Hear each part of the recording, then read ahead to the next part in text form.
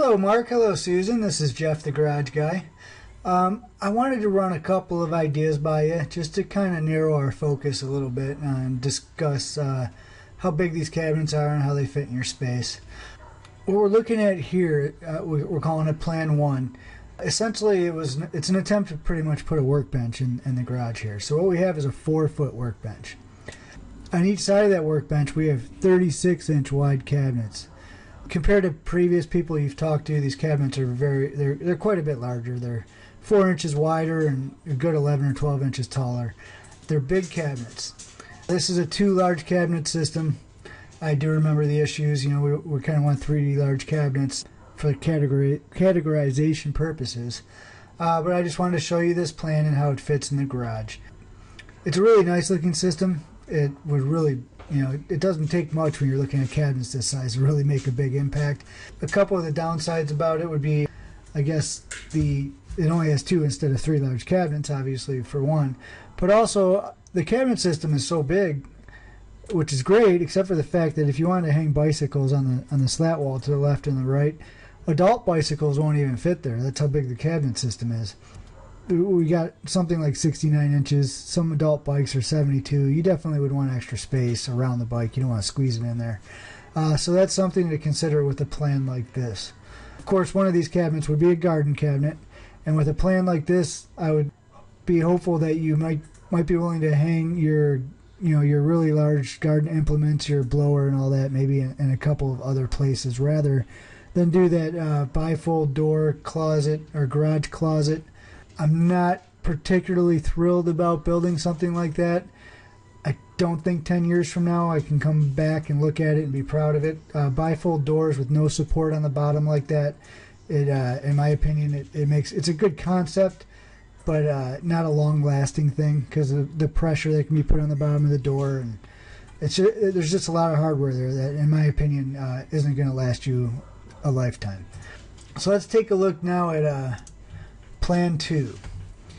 Now, I've given up on the idea of storing bikes on the left and the right of the cabinet system here. Obviously, I show a pinstripe of store wall here, and we could get rid of it, add it, move it down, whatever. So technically, we may be able to put a bike here and a bike here and things like that. But it does eliminate the possibility of putting really large items on each side of the cabinets, like the last plan does.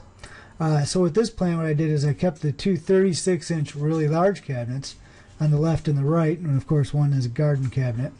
And then I did 2 still quite large 24-inch wide cabinets, still 90 inches tall, quite big, on each side. And then I kept a 4-foot workbench.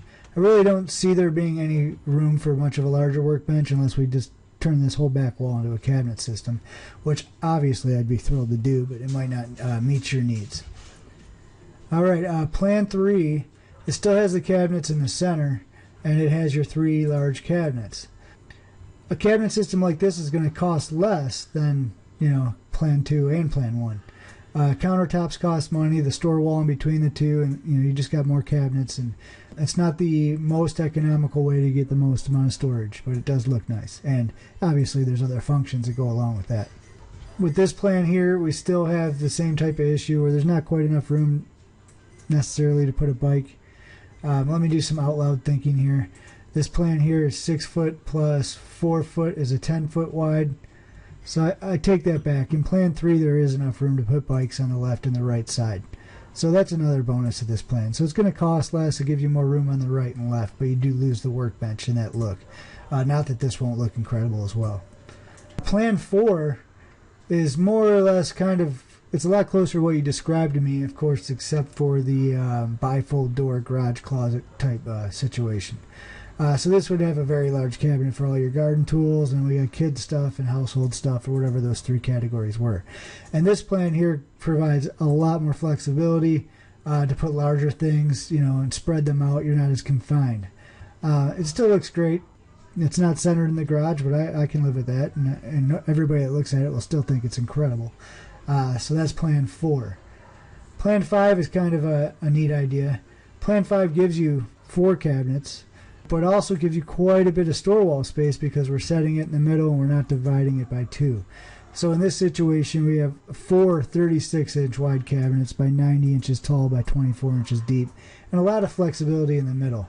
You don't want to fill it up with bikes. You could literally fill this up with a couple of bikes, or you could spread the bikes out, or even maybe leave the bikes on the floor if there's a spot for it if they're being used during the season.